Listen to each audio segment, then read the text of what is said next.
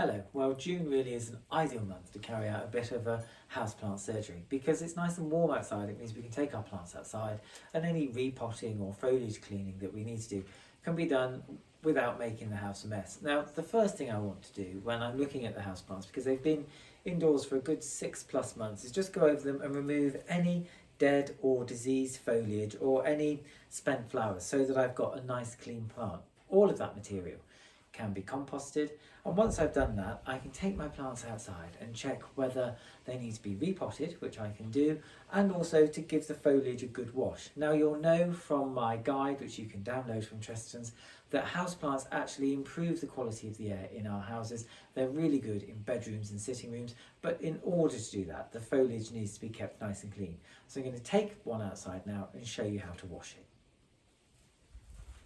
So as you can see, it's brilliant and sunny, ideal for bringing the houseplants out. They're not going to get any cold shock.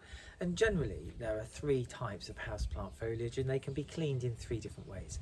So if you've got slightly hairy foliage, that could be something like a fern or a pelargonium, those hairs are going to trap lots of dust. So the easiest way to give them a clean at this time of year is to use an old paintbrush.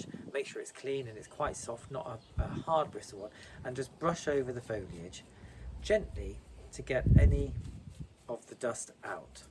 You can, once you've done that, then give that a nice sprinkle over with a watering can of water and let it dry out in the sun. If you've got much glossier foliage, and you can see this one is actually covered in dust, then this can be washed with a soft cloth. So what I use is some tepid water in a bowl. I'll just move this one out of the way. If you put your hand under the foliage, you can't bruise it too much, and just gently wipe over the surface. Now this is best done with houseplants where there's a lot of dust, because trying to wash it off by sprinkling the watering can over, you'll be here forever.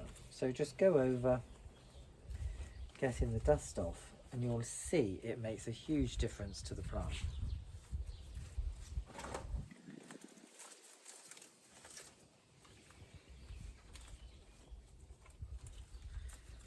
Once you've done that, again, to make sure it's nice and clean, you can just sprinkle over with a watering can with a fine rose so that it takes any dust off of the stems. So I've done those 2, and finally I've got my watering can here. If you have a plant where there's not a lot of dust, but it could do with a little bit of a wash, then you can sprinkle over. What I tend to do is first of all sprinkle away from the plants to make sure I'm getting a good volume of water through the rows and then over the top. So sprinkle away. Once it's coming out fully, just wash them over, and then they can be left outside for the day to really dry off, and then take them back indoors before it's too cold. And now finally for our houseplant surgery is potting on. Over winter, in the warmth of the house, plants will have put on a lot of root growth, and some may like to be a bit restricted, but plenty will want to be moved on a pot size or 2. And it's a really simple thing to do. So I've got here a jasmine, and just like the foliage washing, I'm going to pick off any dead or spent foliage, bits that may have been damaged, old flowers. And jasmine actually is notorious for leaving flowers on. It can be a bit scrappy. So I'll do this.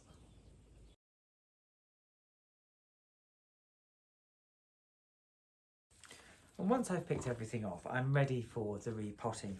Now, generally, the houseplant will either be warping the pot or there'll be roots coming through the base, which there is with this one, which is a really good sign.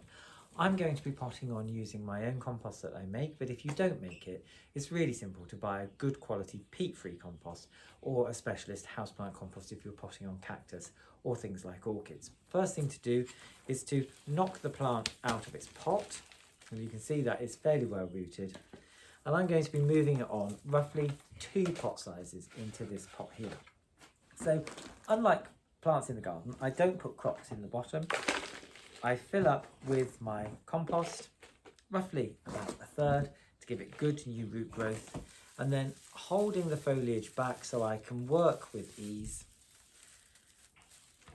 I can put my plant in and see how much soil I need to put round. Now the important thing is not to pot right up to the surface. You want to leave a good 3 centimetres if you can, with a bigger plant potentially even more, so that when you come to water, the water isn't going to spill over the sides of the pot and all over your furniture. So you need to allow a good soak away space. Gently tease it down the sides of the pot. You don't want to over ram it so that it's compounded, because then the roots really won't enjoy it. And once you've got enough in there, what I tend to do is give it a good bang, and that basically gets any trapped air out of the way, because you don't want air in that space of the pot, because what it will do is make the plant dry out and the roots won't grow. Once you've done that, give that a good soak, and that can go back into the house. Now, if you can't do the potting outside, just use a large sheet of plastic or an old thick cloth on a table or a flat surface. Do your potting, and then you can easily scoop up any of the debris.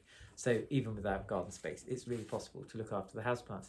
Now, if you want more hints, tips, ideas for where to use houseplants in your house, then look on the Chesterton site and you'll see all of the information regarding houseplants there.